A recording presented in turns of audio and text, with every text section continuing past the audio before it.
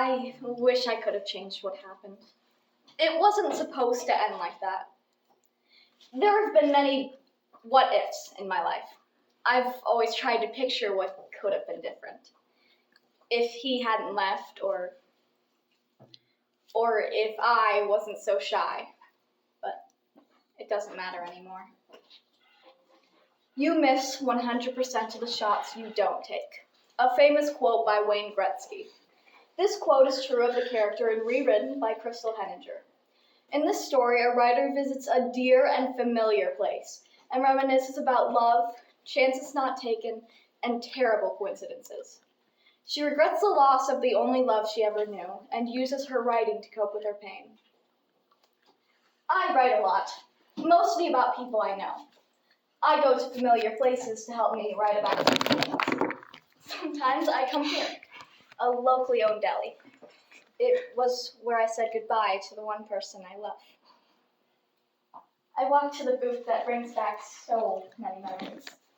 It's not the exact same one, but still, it was our booth. I pull out my notebook to jot down the memories. How I wish I could have changed what happened.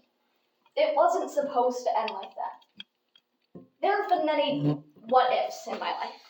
I've always tried to picture what could have been different. If he hadn't left, or if I wasn't so shy. But it doesn't matter anymore.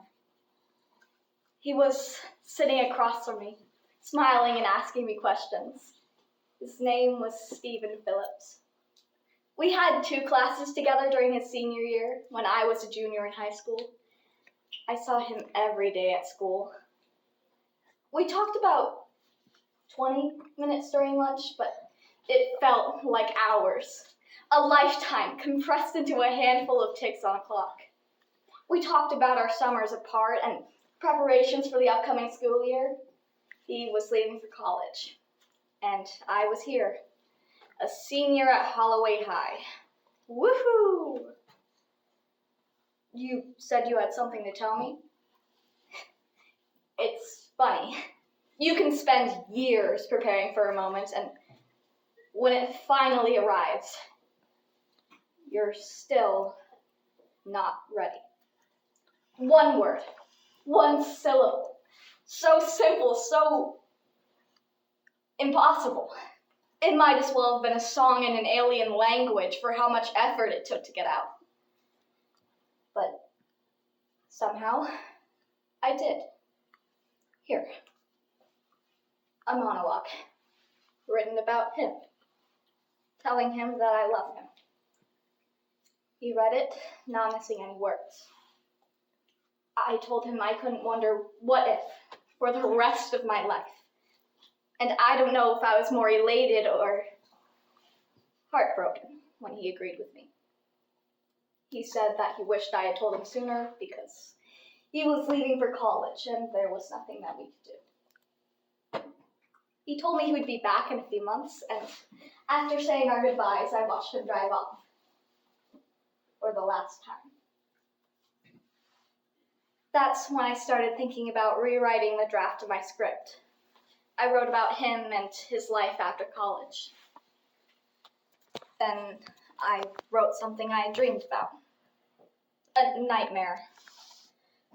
I wrote that he died in a car accident. I didn't want to, but I had to see the words written out in front of me. So I did. Stephen Phillips dies in a car accident. Now there's nothing I can do to change the image of those words. I've always wondered how my life would have been without him in the first place. I wondered for the longest time if he'd ever want to come back and see me. But on some level, I knew that he wouldn't. A few weeks ago, I was flipping through the newspaper and I saw it. Broadway star takes final bow. There was his picture. Stephen Phillips. Just seeing his picture hurt on some level, so I tried to push away the pain, but I couldn't. I kept reading. From the stages of Holloway High to the stages on Broadway. Stephen Phillips, 25, died yesterday in a car accident in New York City. I couldn't comprehend it. Died yesterday in a car accident? The first thing that crossed my mind was that there was no way that this was happening. Phillips was hit by an unidentified driver running a red light. I stopped there. The article went on, but I couldn't. He couldn't have died the same way I wrote about his death, my dreams. It wasn't possible. There had to be something wrong. Was it some sick, twisted puzzle where all the pieces fell into place the exact moment the ink touched the paper? I knew that it was just a coincidence, but my heart and my gut were much harder to convince. I had coped with my heartbreak by writing about it. I had dozens of notebooks filled with thoughts and nonsense. I burned them. All of them. I didn't want anything that could remind me of the pain.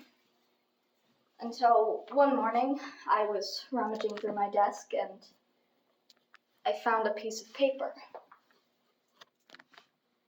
All my life, I wanted someone to make my life seem worth living. I found it and I can't have it. There's nothing more frustrating than seeing him, hearing him, even though he's not there.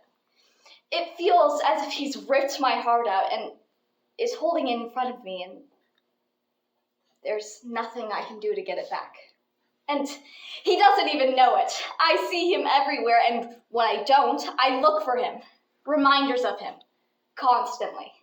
It makes me wonder if I'm going insane. There's nothing I wouldn't do to get him back.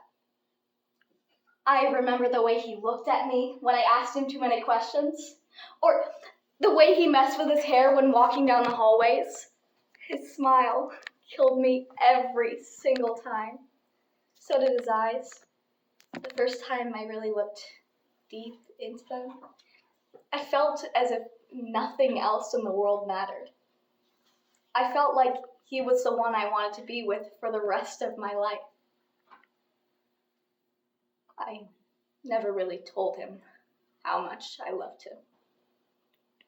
I love him, and it kills me to think about anyone but him.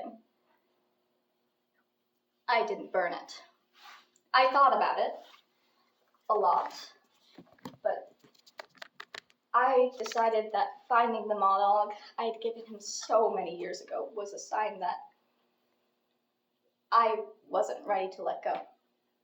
It wasn't time to forget about him. Honestly, I don't want to forget about him. He was the best thing that ever happened to me. I feel like it's the last bit of sanity I have left to hold on to. Now, I dream that we end up together, and he holds me close and tells me that he loves me and never lets me go. Unfortunately, that won't happen, but I can dream about it. His smile, his intoxicating eyes, his laugh.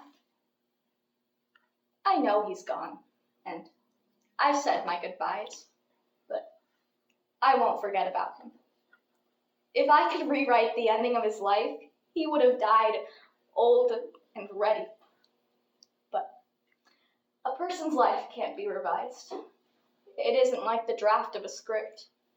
It's much harder to read, much more complicated to understand, and completely impossible to rewrite.